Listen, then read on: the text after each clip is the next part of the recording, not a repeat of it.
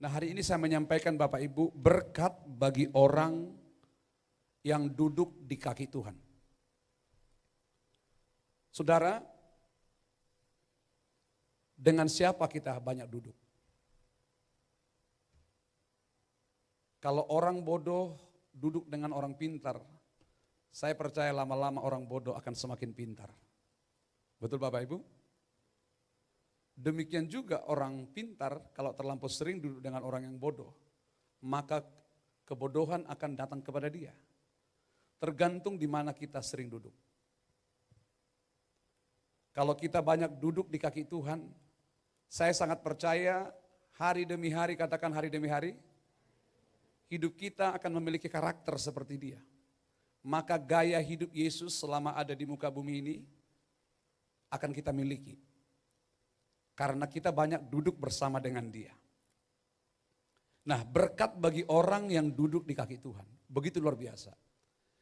Saya ingin menyampaikan ini di awal bulan ini. Karena saya banyak melihat ragam manusia, sifat manusia bermunculan di bulan-bulan yang lalu. Banyak orang gak mampu setia sama Tuhan. Tapi yang jeleknya selalu menganggap dirinya rohani, padahal sebenarnya enggak. Orang yang rohani itu akan melakukan hal-hal yang baik, katakan amin. Nah, kita belajar hari ini. Saudara, kita boleh bercermin supaya saudara sebagai seorang anak Tuhan, di dalam pelayanan secara khusus, hari ini saya banyak bicara tentang kedewasaan dalam pelayanan, supaya yang melayani juga kelak semua masuk surga, katakan amin. Jangan sampai kita yang melayani ragu dengan keselamatan. Nah, kita belajar hari ini Bapak Ibu, bagaimana kita supaya mendapatkan berkat jauh lebih baik daripada bulan yang lalu. Itu kerinduan kita, katakan amin. Katakan sama-sama, berkatku, ayo yang keras, berkatku, keadaanku akan jauh lebih baik di bulan ini dibanding bulan yang lalu. Yang percaya tepuk tangan bagi Tuhan. Saudara percaya? Aku percaya ku dapatkan yang terbaik. Aku percaya ku dapatkan dalam hidupku. Aku percaya ku dapatkan yang terbaik.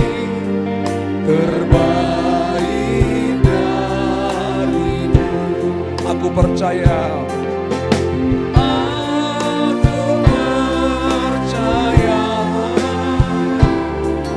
berkat-Mu atasku melimpah,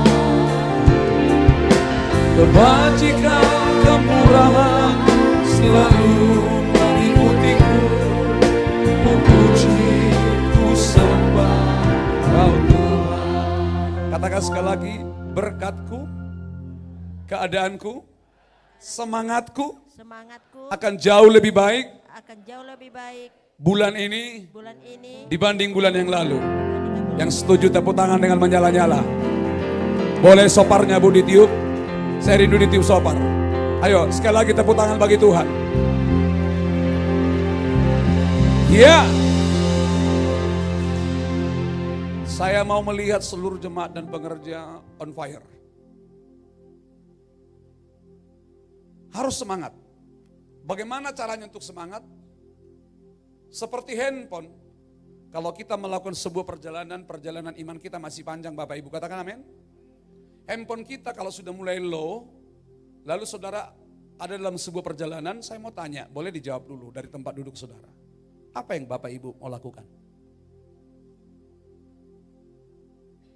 Apa yang saudara mau lakukan? Boleh dijawab dengan, kan bukan cuma satu orang. Apa yang saudara mau jawab? Lakukan. Kalau saudara orang pintar, apa yang saudara lakukan? Ngecas. Betul Pak? Dicas toh. Hanya orang yang bodoh menurut saya, handphonenya sudah low, perjalanannya masih jauh, nggak mau ngecas. Pasti kita ngecas. Kenapa dicas? Karena sudah low. Kalau nanti mati, maka komunikasi kita dengan yang kita tuju terputus, betul? Saudara lihat baik-baik, tidak sedikit hari-hari ini orang Kristen Sudah hampir terputus hubungannya dengan Tuhan. Hampir-hampir gak bisa lagi menyebut nama Tuhan. Hanya gara-gara keadaan di dunia ini. Bisa gara-gara bisnis, gara-gara rumah tangga. Apapun masalah kita, Alkitab dengan jelas berkata, cas hidupmu. Bagaimana cara kita ngecas? Nantikan Tuhan, banyak duduk di kaki Tuhan. Kita belajar hari ini dari kisah Maria. Ada 3 berkat penting duduk di kaki Tuhan yang bisa mengubah hidup kita hari ini sampai selama-lamanya. Katakan sama-sama, 3 berkat penting. Wow, mungkin kita berpikir berkat ini mobil baru, posisi. Itu berkat menurut kita. Tetapi Tuhan bilang, berkat ini nak harus kamu dapat. Yang pertama, 2, 3, Maria duduk di kaki Tuhan. Saudara lihat baik, buka hati saudara. Ini sangat penting dan powerful. Kalau kita mau bulan ini, bahkan sampai Tuhan datang, mendapatkan berkat kita jauh lebih baik daripada bulan yang lalu, mari kita belajar dari kisah Maria. Ternyata kenapa Maria ini setia sampai Yesus ditangkap, dia tetap ada di situ, saudaraku. Kenapa? Karena Maria ini ternyata kesukaannya duduk di kaki Tuhan. Ada satu lagu lama, saya tidak tahu Bapak Ibu apakah tahu ini. Ku rindu mendapatkan bagian terbaik, seperti Maria duduk di kakimu, Tuhan,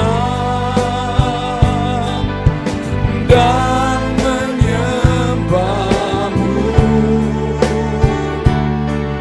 dalam keintiman,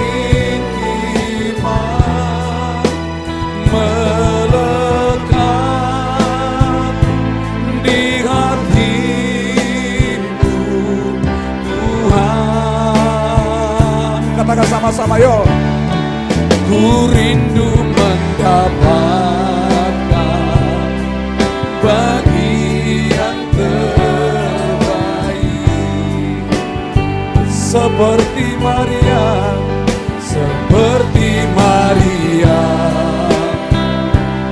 duduk di kakimu. Ayo buka suaranya, angkat tangan kita dan menyembahmu dalam keintiman, melekat di hatimu, Tuhan,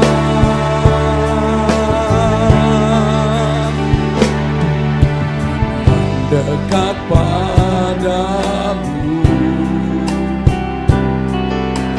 itu yang ku rindu, lebih lagi mendekat padamu. Lukas 10 ayat 39 sampai 40. Ayo kita baca semua ya.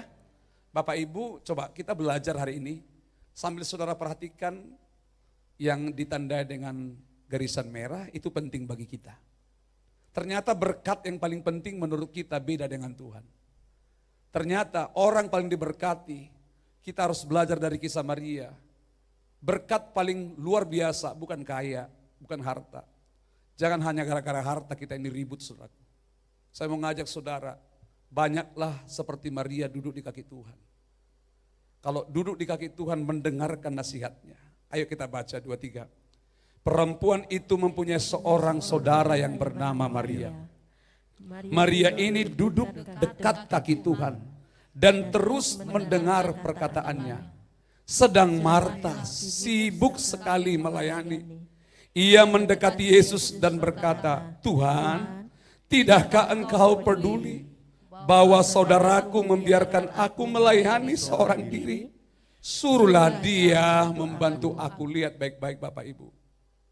Tuhan berkata begini, Maria duduk di kaki Tuhan dan terus mendengar perkataannya. Mungkin kita sudah melakukan yang terbaik, tapi ada Bapak Ibu yang lebih baik. Dan yang lebih baik ini justru yang disepelekan oleh banyak gereja, hamba-hamba Tuhan, pelayan Tuhan, hamba-hamba Tuhan, jemaat Tuhan. Ini disepelekan. Apa itu? Duduk di kaki Tuhan. Mendengar perkataannya. Lihat baik-baik, perkataan siapa yang lebih Bapak Ibu dengar, maka hidupmu akan seperti itu. Makanya dikatakan kalau kita duduk sering dengan kumpulan para pencemooh, kalau kita sering duduk dengan para penggosip, ya wajarlah engkau tukang gosip. Tapi kalau kita berani mengambil keputusan di dalam pergumulan kita ngecas, kita duduk di kaki Tuhan, saya sangat percaya, maka semua namanya karat-karat rohani yang menggerogoti hidup kita, itu akan terkikis dengan baik. Menjadi bersih, karena kita duduk dengan sumber segala hikmat. Perkataan siapa yang sering kita dengar? Tetapi Maria Bapak Ibu, dia melakukan yang terbaik. Dia mendengar perkataan Yesus. Kita belajar, sedangkan ada namanya Marta. Marta ini adiknya sendiri. Mereka saudara kandung bersama dengan Lazarus. Tapi lihat Marta, Yesus sendiri yang berkata, Marta sibuk sekali melayani. Melayani itu baik, sibuk, nanti kita belajar. Tapi lihat, ternyata Marta ini seorang hamba Tuhan yang selalu komplain. Bukankah hari-hari ini sifat saling menyalahkan satu dengan yang lain? Di gereja orang gak boleh melihat kekurangan gereja, langsung dikomplain.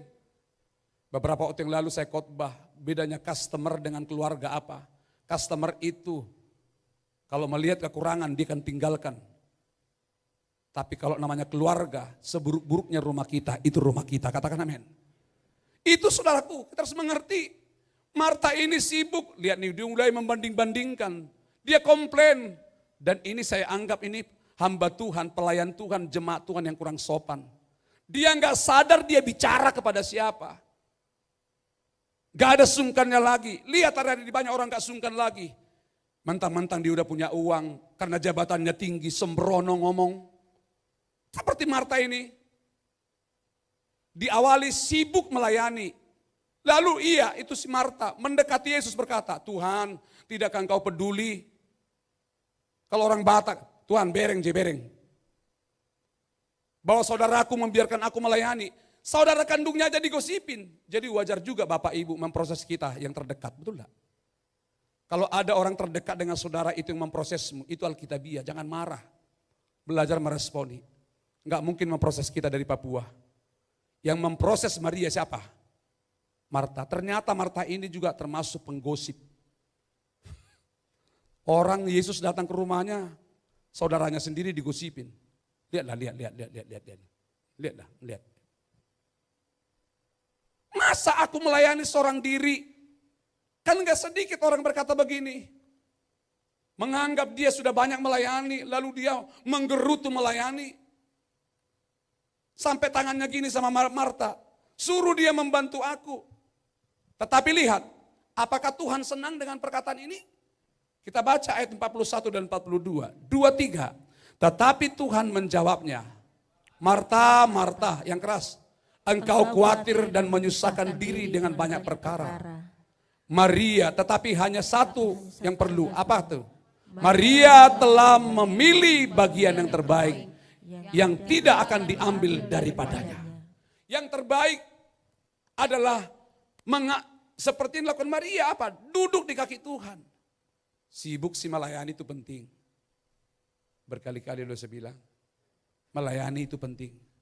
Melayani pekerjaan Tuhan. Saya hari ini khotbah, ini namanya melayani pekerjaan Tuhan. Apa jabatan kita di gereja ini? Jemaat, perhatikan. Saudara sudah beribadah, itu penting.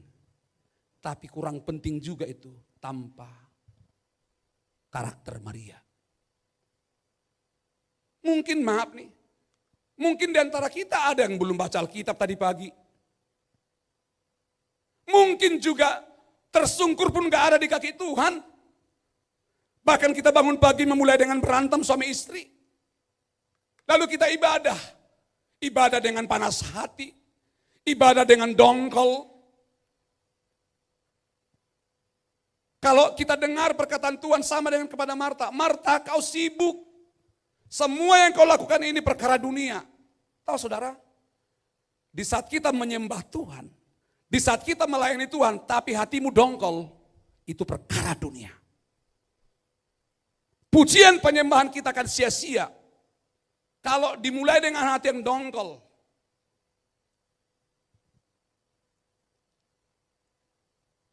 Tegas loh Tuhan berkata, Marta, Marta, kau sibuk memikirkan perkara-perkara dunia. Wow. Tapi itu perlu kita belajar. Sebenarnya Tuhan Yesus tidak menegur Marta. Karena dia bekerja keras dan melayani Tuhan. Yang ditegur Tuhan terhadap Marta bukan pelayanannya, bukan. Bagus melayani. Pelayanan adalah sesuatu yang baik dan perlu, katakan amin. Coba para pelayan Tuhan, angkat wajah kita. Melayani itu perlu dan baik. Namun lihat nih, yang menjadi masalah bukanlah kesibukan Marta itu. Melainkan kondisi hatinya saat melayani, saat beribadah sampai hatinya gelisah. Dan mulai menyalahkan Maria serta mulai mempertanyakan apa? Perhatian Tuhan. Tuhan, kau peka enggak Tuhan? Tuhan didikte, kau peka enggak? Lihat dia itu. Lihat. Kan kau Tuhan. Masa dia datang enggak dikasih minuman? Kau duduk dengar ini enggak, sepertinya enggak tahu diri. Kadang penilaian Tuhan dengan penilaian manusia sangat berbeda, betul? Kadang menurut kita baik, ternyata menurut Tuhan enggak baik. Kadang menurut kita begini, sibuk melayani, sibuk beribadah, terus enggak pernah absen ibadah, sibuk terus, tapi kepahitannya juga tetap dipertahankan. Kejengkelannya terhadap orang itu tetap dipertahankan, tapi tetap sibuk ibadah, tetap sibuk melayani. Ini yang membuat Tuhan gak suka. Bukan masalah pelayanan Marta, enggak. Melayani itu penting saudaraku. Saudara, kalau sampai hari ini engkau masih kepahitan dengan orang, dari awal tahun sampai sekarang, tapi tetap tiap minggu ibadah. Perkataan ini, perkataan Yesus kepada Marta itu kepada kita. Saudara, Tuhan senang dengan orang yang rajin. Dan Tuhan senang orang bekerja keras. Justru Tuhan membenci kemalasan. Saya minta buat hamba-hamba Tuhan, teman-temanku sepelayanan. Coba perhatikan, kata malas bisa disebut rohnya udah mulai padam. Coba kira-kira sudah mulai padam belum? Tuhan itu benci dengan api yang padam. Tuhan tidak suka dengan gerejanya yang padam. Tuhan tidak suka dengan api yang sudah mulai sorot. Tuhan tidak suka Bapak Ibu. Saya sudah melihat banyak orang api itu sudah mulai padam. Dia nggak sadar bahwa Tuhan akan segera datang. Mari kita jadi bijak Bapak Ibu. Tuhan itu nggak suka, bahkan Tuhan itu benci dengan kemalasan. Kemalasan itu menyebabkan apa? Kemiskinan. Amsal 10 ayat 4, 2, 3. Tangan yang lamban membuat miskin. Ayo. Tetapi tangan orang rajin menjadikan kaya. Katakan sama-sama, saya mau rajin. Katakan saya mau menyala. Supaya aku kaya. Loh, ngomong kaya kok. Katakan sama-sama, saya mau rajin. Saya mau rajin. Saya mau kaya. Saya mau kaya. Iya, tangan orang rajin menjadikan apa? Kaya. Kata rajin juga berbicara menyala-nyala. Orang yang rohnya menyala-nyala, saya pastikan tubuhnya sehat. Imun tubuhnya kuat. Tidak kekurangan sesuatu yang baik orang-orang yang menyala rohnya. Tapi orang sudah mulai padam. Dia mulai tawar hati. Selalu curiga sama orang. Makanya dikatakan tangan yang lamban membuat miskin. Kemalasan mengakibatkan kita jadi kerja paksa. Artinya apa? Mencari uang dengan kekuatannya sendiri. Melayani pun dengan kekuatannya sendiri. Dia mengakibatkan jadi kerja paksa. Seakan-akan dia yang paling banyak bekerja. Tapi kembali, lihat Marta, bersungut. Memang tetap melayani, tapi mulutnya itu loh. Pernah lihat orang seperti ini? Coba lihat Bapak Gembala. Jangan melayani bersungut-sungut. Membuat capek. Saya jujur, kalau udah bersungut-sungut istri saya, gak suka saya. Walaupun dibuat kopi, ku tinggalkan kopi itu. Jadi kopi, kalau kopi dibuat dengan persungutan yang manis, jadi basi. Tapi kalau contohnya dibuat dengan cinta, diangkat, I love you, I love you, I love you. Kita pun terimanya, I love you, I love. Wah enak kan? Ini kemalasan mengakibatkan kerja paksa. Memang dia kerja, memang dia melayani. Tapi kerja, semua serba terpaksa. Yang seperti ini lihat nih, akan mulai berkurang waktunya. Coba lihat disiplinmu ibadah. Harus saya katakan di awal bulan, Bapak Ibu, jangan marah dan jangan menganggap engkau ditegur, bersyukur kau ditegur. Disiplin tidak saudara beribadah. Lalu kita memberikan, enggak ada waktu. Jangan sampai bilang enggak ada waktu, benar-benar nanti enggak ada waktu. Kadang kita ini enggak ada waktu. Kita yang ngatur waktu dikasih kita 24 jam. Hanya 2 jam saudara belajar disiplin. Saya sebagai hamba Allah tidak sungkan mengatakan ini. Demi kebaikan kita dan rumah tangga kita. Amsal 12 ayat 24, tangan orang rajin memegang apa? Lihat baik-baik. Orang yang rajin memegang kekuasaan tetapi kemalasan mengakibatkan kerja paksa. Pemalas itulah saudara dari siapa? Yang keras pemalas itu adalah saudara dari siapa? Perusak. Ada ayatnya kah? Amsal 18 ayat 9, 23. Orang yang bermalas-malas dan dalam pekerjaannya sudah menjadi saudara dari si perusak. Lihat, orang yang rohnya udah mulai padam, dia akan merusak tatanan gereja. Hobinya akan komplain terus, hobinya akan melihat kekurangan terus. Dia tidak bisa melihat di gereja ada kekurangan, akan diperbesar-besar. Cinta suami kepada istri, istri kepada suami. Kalau cintanya udah mulai berkurang, mungkin dia selingkuh di luar sana. Lihat, akan dibandingkan istrinya, pasangannya dengan yang lain. Kok kamu lama-lama makin jelek, dandanan kurang bagus. Sedangkan tetangga kita bagus.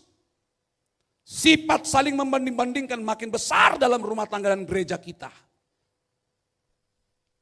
Seburuk-buruknya rumah tangga kita, sekurang-kurangnya itulah rumah tangga kita. Gereja ini bengkel, bukan showroom. Banyak kekurangan di gereja ini. Apa yang Bapak Ibu lihat? Kalau ada yang kurang, apa itu saya nggak tahu. Biarlah hidupmu jadi jawaban dibuat Yesus. Tutupi kekurangan itu. Itulah gereja yang dewasa. Itulah gereja yang rajin Bapak Ibu. Jangan mencari kesempurnaan di gereja. Engkau menikah dengan pasanganmu, jangan cari istri yang sempurna. Jangan cari suami yang sempurna, tidak akan dapat. Orang di sebelahmu itu adalah manusia yang masih biasa. Yang masih banyak kekurangannya. Orang yang haus akan Allah, itu adalah orang yang memiliki kerajinan, ketekunan, dan pasti tahan uji. Mereka adalah orang yang hidupnya disebut dengan apa? Makarios. Katakan makarios. Apa itu makarios? Berhasil, beruntung, berbahagia. Tepuk tangan sama-sama.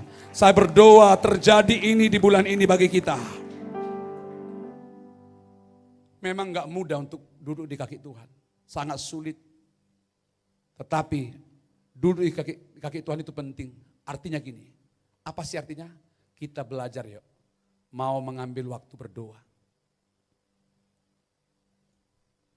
Menaikkan pujian, masuk hadiratnya. Sehingga apa?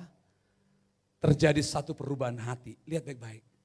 Hati kita semakin baik kalau kita banyak duduk di kaki Tuhan. Karena yang kita sedot itu ada pertukaran sinergi. Waktu kita duduk di kaki Tuhan, ada pertukaran sinergi. Kita yang sudah mulai low kembali terisi. Lalu kembali kita menyala-nyala, kita kembali on fire.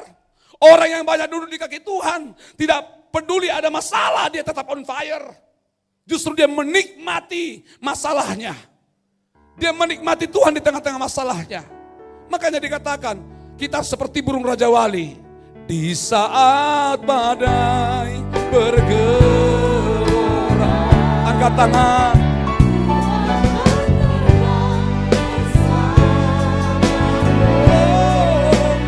Bapa kau Raja, ku tenang sebab kau Allahku. Di saat badai bergelora, ku akan terbang bersamamu. Bapa kau Raja atas semesta, ku tenang sebab kau Allahku. Kita mengambil waktu untuk membaca Alkitab Bapak Ibu. Saya rindu Bapak Ibu, beri waktu membaca firman.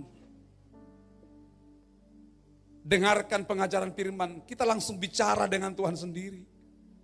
Sehingga kita merenungkan firman, sehingga ada perubahan pikiran. Coba jujur, kenapa kita selalu berpikir kotor terus sama orang itu? Jawabannya jelas, tidak kita beri waktu untuk baca firman. Apa yang kau baca, renungkan. Tidak mungkin kita bisa merenungkan yang baik, kalau yang selalu masuk kita pikirkan itu, yang buruk Bapak Ibu. Ayo, duduk di kaki Tuhan itu artinya apa? Beri waktumu baca Alkitab. Dengarkanlah nasihatnya, dengarkanlah pengajarannya. Engkau lagi duduk di kamar, kau bisa tersenyum. Saya menikmati ini Bapak Ibu. Bisa saya berjam-jam, kadang bisa 3-4 jam, 2 jam. Hanya membaca 1-2 ayat. Lalu saya perbandingkan, saya kupas, saya belajar sendiri. Di situ Tuhan bicara sama kita. Semakin mengenal Dia.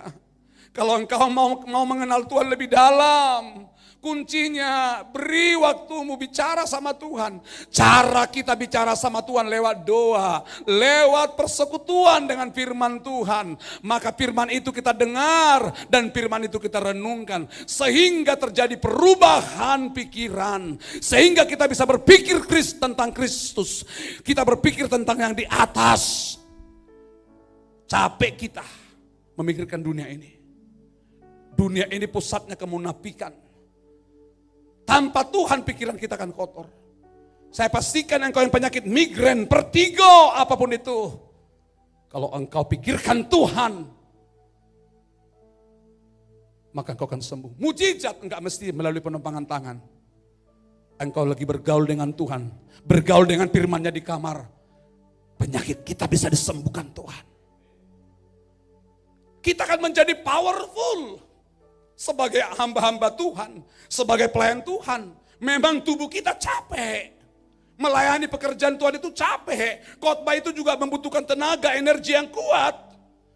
Tubuh kita boleh capek, tapi rohnya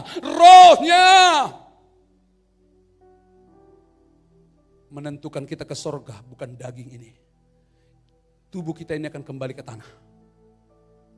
Tapi rohmu kembali kepada penciptanya. Makanya bangun rohmu. Bangun manusia rohmu. Mana tahu nanti malam Tuhan datang. Tadi pagi saya ditelepon seorang jemaat ibadah jam 8 atau jam 11. Setengah jam 3 lewat suaminya harus dilarikan ke rumah sakit. Bapak Tambunan, jemaat yang setia. Karena tensi yang terlampau tinggi, stroke.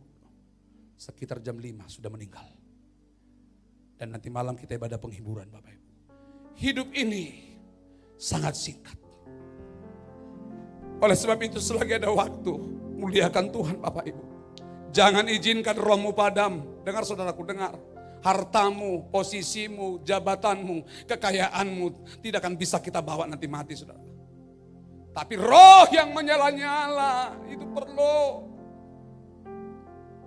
Hidup ini adalah kesempatan. Hidup ini untuk melayani Tuhan. Jangan sia-siakan waktu yang Tuhan beri. Hidup ini harus jadi berkah. Oh Tuhan, pakailah hidupku selagi aku masih kuat. Bila saatnya nanti ku tak berdaya lagi, hidup ini sudah jadi berkah. Hanya mereka yang duduk di kaki Tuhan yang dapat menerima bagian yang terbaik. Apa itu bagian yang terbaik? Hadirat Tuhan memenuhi kita. Orang yang suka duduk di kaki Tuhan, lihat baik-baik, akan mendapatkan ketenangan apa? Jiwa. Memang masalah tetap ada. Tapi ada ketenangan di tengah-tengah masalah. Bapak Ibu, kita bisa tenang di tengah-tengah masalah kalau kau libatkan Tuhan di tengah-tengah masalahmu. Siapa yang kau libatkan di tengah-tengah masalah kita? Kita akan menjadi seperti itu. Kita mendapatkan sebuah pengahyuan. Duduk di kaki Tuhan itu powerful Bapak Ibu.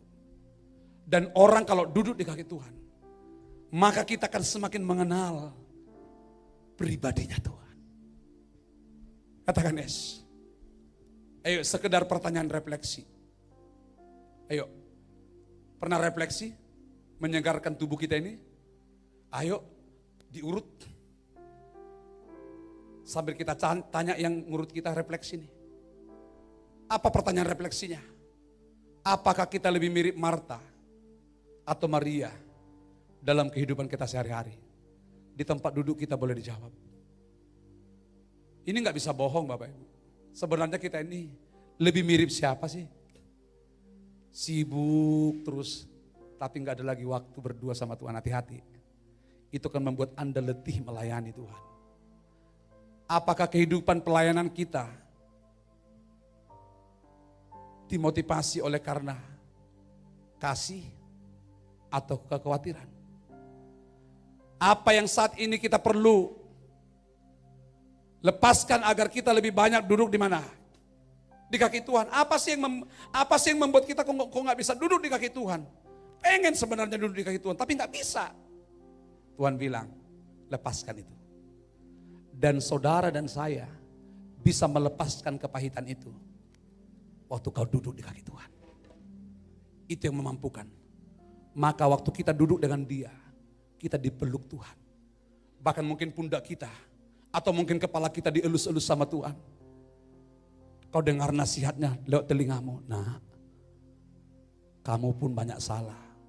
Tidak pernah aku kepahitan sama kamu. Tetap ku terima kau apa adanya. Oleh sebab itu nak, apa yang kulakukan bagimu, ayo lakukan kepada kiri kananmu. Akan kita dengar nasihat itu. Banyaklah duduk di kaki Tuhan Bapak Ibu. Yang pertama Maria duduk di kaki Tuhan. Yang kedua, berkat apa yang kita dapat? Maria 2-3 menangis di kaki Tuhan. Tadi yang pertama apa? Duduk. Berkat itu, berkat yang paling penting, duduk di kaki Tuhan. Yang kedua, semakin banyak kita menangis di kaki Tuhan, semakin baik. Jangan nangis di depan namborumu. Jangan nangis di depan mertuamu. Jangan nangis di depan tetanggamu. Jangan nangis di depan satu margamu. Engkau akan menjadi bahan gosip. Tapi kalau nangis di kaki Tuhan, mujizat yang terjadi. Katakan yes. Yohanes 11 ayat 32 sampai 35. Kita baca yuk. Setibanya Maria di tempat Yesus berada dan melihat dia yang keras, tersungkurlah ia di depan kakinya. Wow. Dan berkata kepadanya, Tuhan, sekiranya engkau ada di sini, saudaraku pasti tidak akan mati. Ketika Yesus melihat Maria menangis, lihat, dan juga orang-orang Yahudi yang datang bersama dengan dia, maka masgullah hatinya. Ia sangat terharu dan berkata, di manakah dia kamu baringkan? Jawab mereka, Tuhan, marilah dan lihatlah. Maka menangislah Yesus. Kalau kita menangis di kaki Tuhan, itu keren. Tetapi yang lebih keren, kita bisa membuat Yesus menangis. Wow, di dalam ini, dalam ini Bapak Ibu. Kalau kita ibadah tiap minggu, pelayanan tiap minggu, kita banyak nangis di kaki Tuhan, keren. Tapi yang lebih keren, bisakah kita membuat Yesus menangis waktu kita melayani, waktu kita memuji menyembah Tuhan, waktu kita beribadah, Tuhan menangis melihat penyembahanmu. Ini yang banyak gagal orang lakukan dan ini sulit dilakukan. Tapi kita belajar. Yesus menangis melihat Maria. Wow. Tuhan Yesus bukan hanya sekedar mendengar doa-doa kita. Tapi Yesus juga turut merasakan penderitaan kita. Ini cerita tentang Lazarus, saudara mereka yang meninggal. Kalau Bapak Ibu nanti baca ini, perkataan yang sama yang keluar dari mulut Marta dan Maria. Sama perkataannya. Saya tidak ada waktu untuk membahas itu. Perkataannya sama. Apa yang dikatakan Marta, itu juga yang dikatakan Maria. Sama persis, nanti boleh buka. Waktu Marta berkata kepada Yesus, dan yang paling pertama datang waktu diberitahu, Yesus sudah datang, maka mereka berlari. Langsung Marta berkata kepada Yesus, Yesus, seandainya sekiranya engkau ada di tempat ini, kembali kayak tadi. Naik ke atas.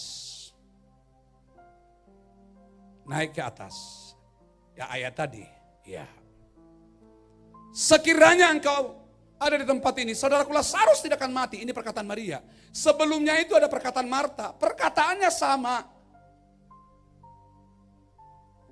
Tetapi lihat, Marta, Yesus datang ini. Coba Pak Roni ke sini. Lari bang, lari. Anggaplah dia Yesus. Maaf, anggaplah saya Marta. Marta bilang begini, sangat berbeda. Yesus sudah datang.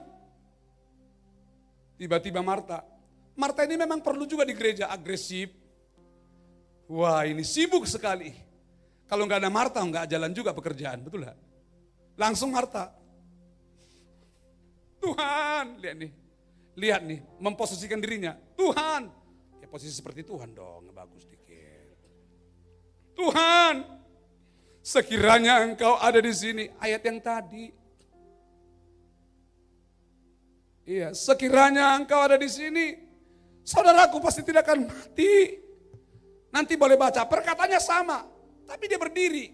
Yesus juga jawab, ya akulah kebangkitan dan akulah dan hidup. Memang dijawab. Tapi Yesus enggak terpengaruh. Tiba-tiba datanglah lagi si Maria ini. Lihat nih, lihat baik-baik. Di situ dia lihat ada Yesus.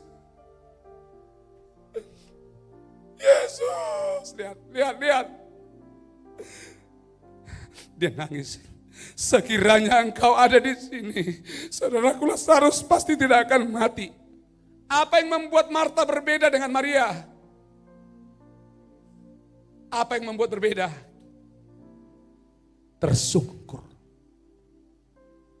Orang bisa tersungkur, orang yang membuang mahkotanya.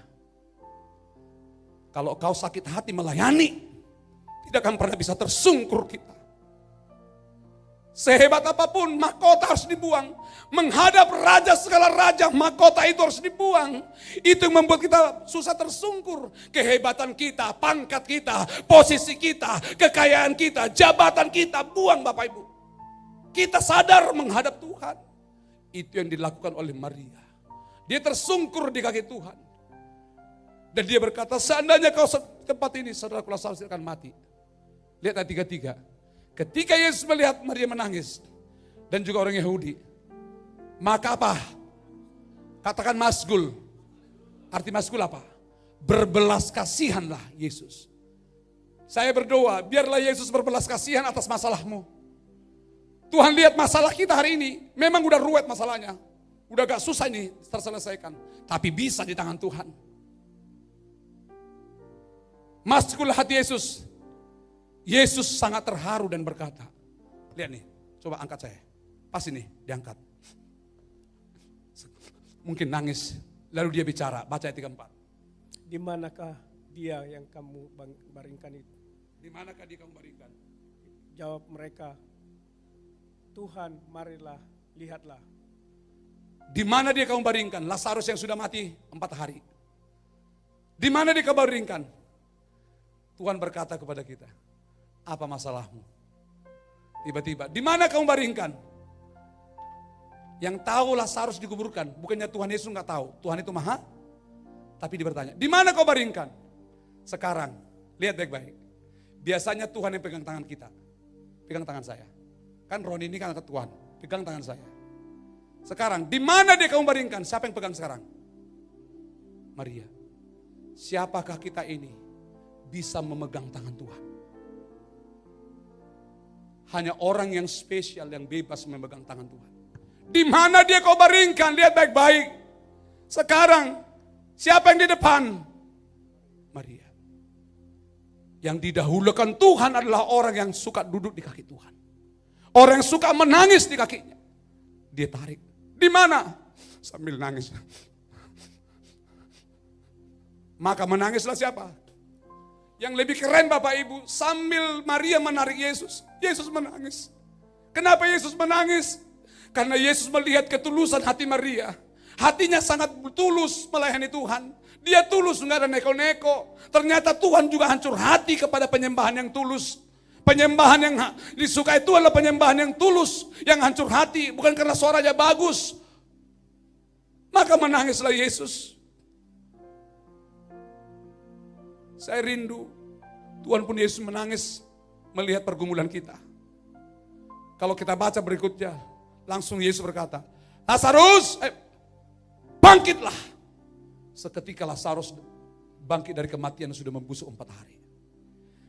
Hari ini juga kalau kau tangkap ini Bapak Ibu, Tuhan berkata kepada kita, siapapun nama saudara, Lazarus, Pauline, Roni, Hutahayan, bangkitlah. Maka keterpurukan kita akan terselesaikan. Penyakit kita disembuhkan. Bangkitlah. Bangkitlah. Bangkitlah. Itu yang menyelesaikan masalah kita. Teman margamu menyelesaikan masalah sementara. Tapi Tuhan tidak terbatas. Lazarus bangkit. Thank you Pak Roni. Saya katakan Tuhan Yesus bukan hanya sekedar mendengar doa kita. Tapi dia juga turut merasakan penderitaan kita. Apakah kita sedang kesedihan atau kehilangan atau mungkin lagi kebingungan saat ini. Pesan Tuhan, jangan lari ke tempat lain. Larilah di kaki Tuhan. Menangislah di sana. Bukan dengan putus asa tetapi dengan iman dan pengharapan. Bapak Ibu lihat. Tangisan di hadirat Tuhan. Bukan soal kelemahan. Tetapi soal penyerahan total. Totalitas di hadirat Tuhan. Air mata yang dicurahkan di kaki Tuhan tidak pernah sia-sia. Itu adalah benih yang akan dituai jemaat GB Ceria. Semakin kau banyak menangis di kaki Tuhan seperti Maria, maka kita akan makin banyak tuaian sukacita, tuaian damai sejahtera. Kisah Maria bukan satu-satunya. Berkali-kali orang yang datang tersungkur di kaki Tuhan semuanya mendapatkan jawaban tentang kisah orang kusta. Nanti Bapak Ibu baca. Yairus tersungkur di kaki Tuhan dan memohon baginya anaknya Yesus menyembuhkan, membangkitkan dari kematian. Perempuan berdosa menangis membasahi kaki Yesus dan berkata, dosamu sudah diampuni. Semakin banyak kita tersungkur di kaki Tuhan Bapak Ibu, kita semakin berkenan di hadapan Tuhan. Kaki Tuhan adalah tempat yang mengubah tangis kesedihan menjadi mujizat dan hidup yang penuh pengharapan. Tepuk tangan bagi Tuhan. Di kaki Tuhanlah ratapan berubah menjadi tari-tarian, duka cita menjadi sukacita. Apa yang harus kita lakukan? Ibrani 14 ayat 6. Sebab itu, marilah kita dengan keberanian menghampiri tahta kasih karunia, supaya kita menerima rahmat dan menemukan kasih karunia untuk mendapatkan pertolongan pada waktunya. Setiap orang yang sujud di kaki Tuhan, dia pernah diabaikannya. Di sana pasti ada pemulihan, ada kesembuhan, ada kelegaan, ada pengampunan, dan ada jawaban. Tepuk tangan bagi Tuhan. Pertanyaan refleksi bagi kita, ayo. Kepada siapa kita membawa kesedihan hati kita selama ini?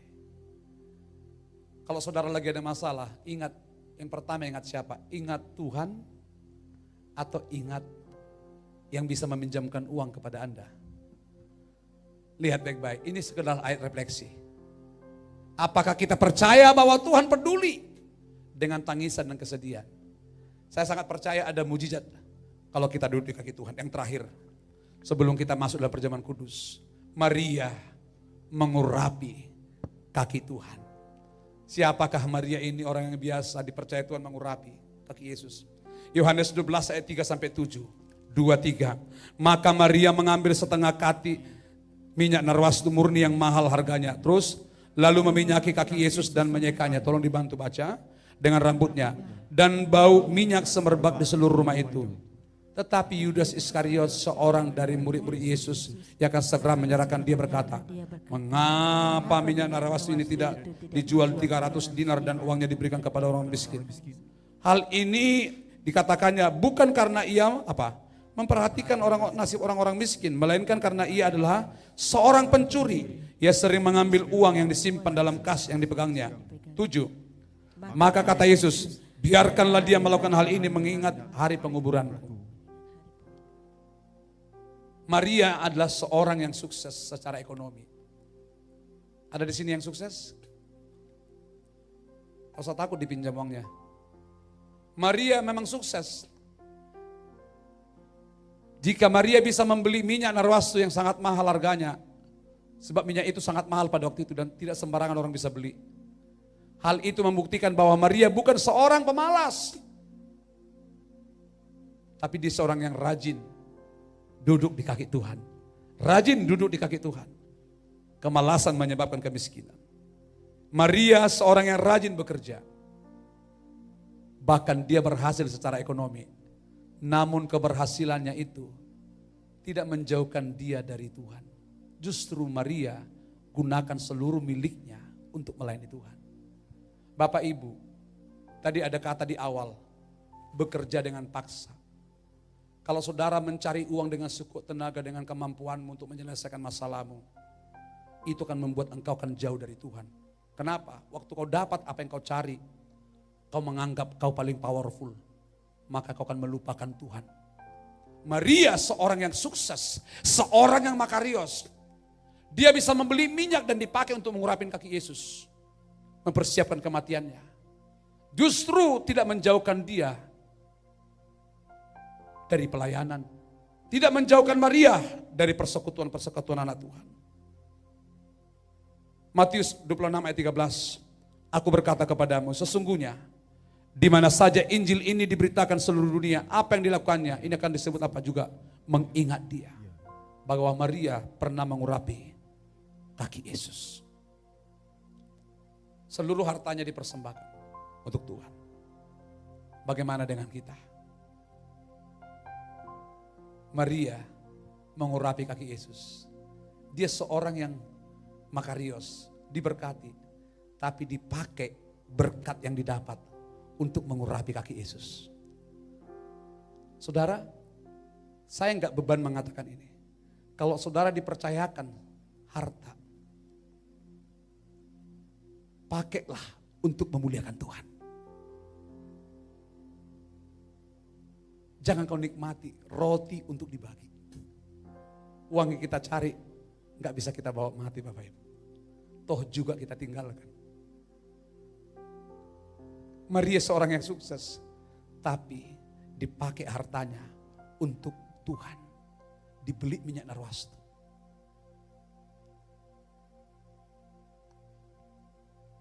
Saya berdoa kita semua menjadi perpanjangan tangan Tuhan untuk pekerjaan Tuhan. Penyembahan profetik itu sesungguhnya lahir dari hati yang melekat sama Tuhan. Ayo saya mengajak para penyembah. Yang diungkapkan dengan memberikan apa? Sesuatu yang berharga dan mahal. Mahal harganya, bukan dengan sesuatu yang tersisa. Jangan kasih penyembahan yang tersisa. Bapak Ibu, tidak cukup hanya karunia yang ada pada kita, tapi hartamu juga. Makanya Tuhan bilang, di mana hartamu berada, di situ hatimu berada. Kalau hatimu mengasihi Tuhan, maka semua yang Tuhan titipkan bagi kita, itu juga milik Tuhan. Ayo, saya mengajak saudara, berilah penyembahan yang terbaik. Penyembahan yang sejati lahir dari kaki Tuhan. Penyembahan itu dimulai dari kaki Tuhan. Jadi seorang penyembah, seorang pemimpin pujian, seorang singers yang selalu mengajak jemaat masuk hadirat Tuhan kalau tidak suka duduk di kaki Tuhan. Maka engkau akan membuat mimbar ini jadi panggung, bukan mezbah. Panggung tempat main orang sandiwara. Banyak juga orang pengkhotbah mengajarkan pengampunan tapi penuh kebencian, betul? Kita harus mengerti ini. Pertanyaan refleksi, apakah kita masih menyempatkan diri untuk duduk di kaki Tuhan setiap hari? Coba jujur, di manakah kita membawa air mata kita? Di kaki Tuhan atau di tempat yang sia-sia? Apa yang sudah kita berikan untuk menyenangkan hati Tuhan? Sudah kita berikan talenta kita, karunia kita. Sudah kita berikan waktu kita. Sudah kita berikan harta kita. Maka Tuhan yang tidak kelihatan dengan mata jasmani akan membalaskannya. Mari kita datang ke kaki Tuhan. Bukan hanya sekedar mendengar, tetapi untuk menyembah. Karena di sanalah, di kaki Tuhanlah terdapat apa? 2, 3, penguayuan diberikan, pengurapan dicurahkan. Nama kita diingat oleh Tuhan sendiri. Tepuk tangan bagi Tuhan. Siapa yang mau diingat namanya kalau Tuhan datang kedua kali?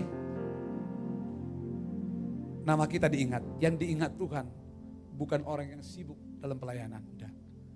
Yang diingat Tuhan bukan orang kaya. Yang diingat Tuhan seberapa banyak kita duduk di kaki Tuhan. Mari kita bangkit bersama-sama.